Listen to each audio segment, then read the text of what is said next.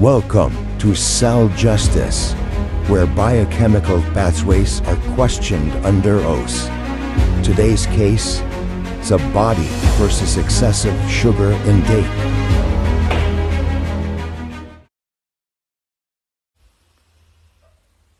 The court is now in session. The prosecution may now begin.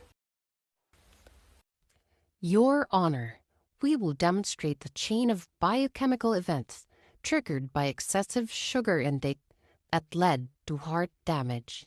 And we will show that glucose is only following the human's choices and cannot be blamed for intent.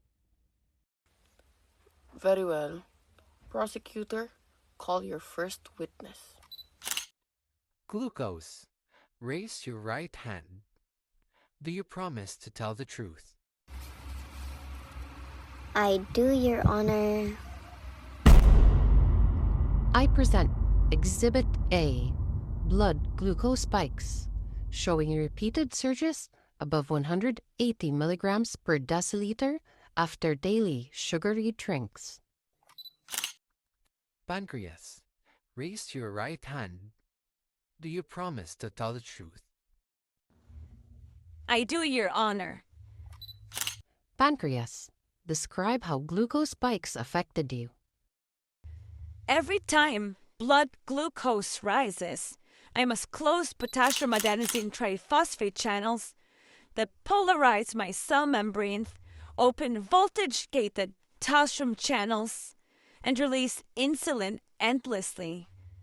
I am overworked and exhausted. Objection. Victim testimony may be biased. Overruled.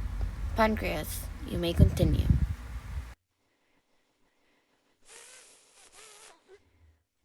Thank you.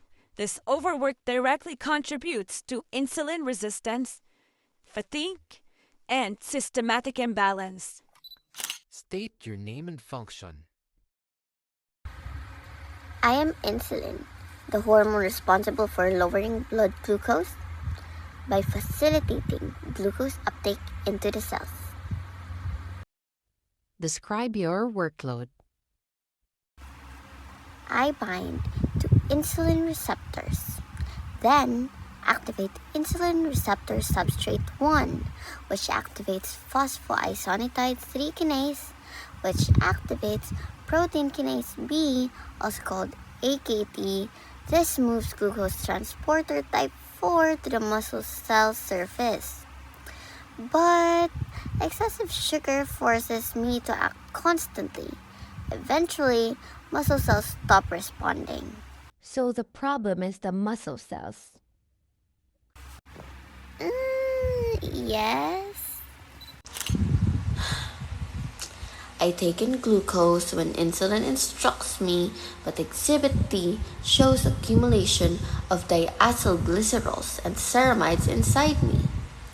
These molecules activate protein kinase C theta, which improperly phosphorylates insulin receptor substrate 1.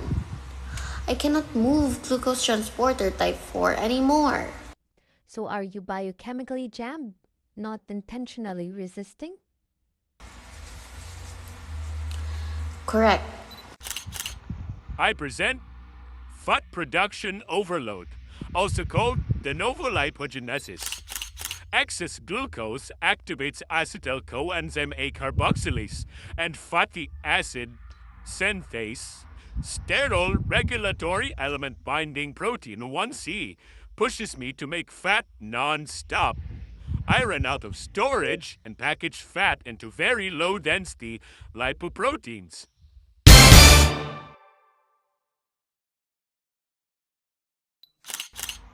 I am overloaded with triglycerides. As you can see on the lab report, my triglyceride levels are very high. I circulate fat in the blood and eventually become low-density lipoprotein. When oxidative stress increases, I get oxidized. When I'm in my oxidized form, I slip into the artery wall, especially when the arterial lining is inflamed.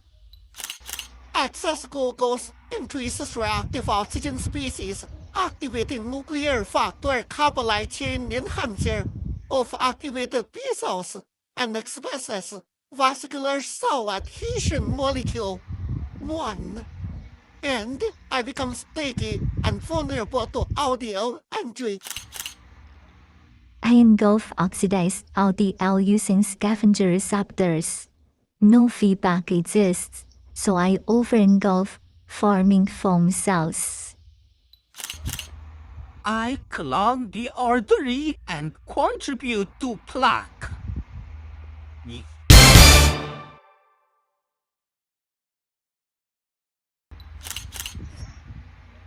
Matrix metalloproteinases released by macrophages weakened my fibers cap.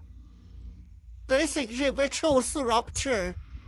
This blockage lead to heart attack. The blockage stopped blood flow. My cells lack oxygen. Adenosine triphosphate dropped. Oxidative phosphorylation failed. Calcium flooded cells and cardiomyocytes began dying. I rise 3 to 4 hours after heart injury, confirming myocardial infarction.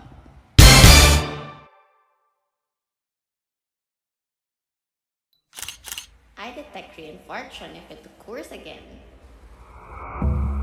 Thank you. You may step down. Based on all exhibits and testimony, this court finds excessive sugar intake, guilty on all biochemical charges, hyperglycemia, insulin resistance, fatty liver, elevated triglycerides, arterial inflammation, low-density lipoprotein oxidation, plaque formation, and myocardial infarction. Okay, I get it. I'll tell the human to chill with the milk tea.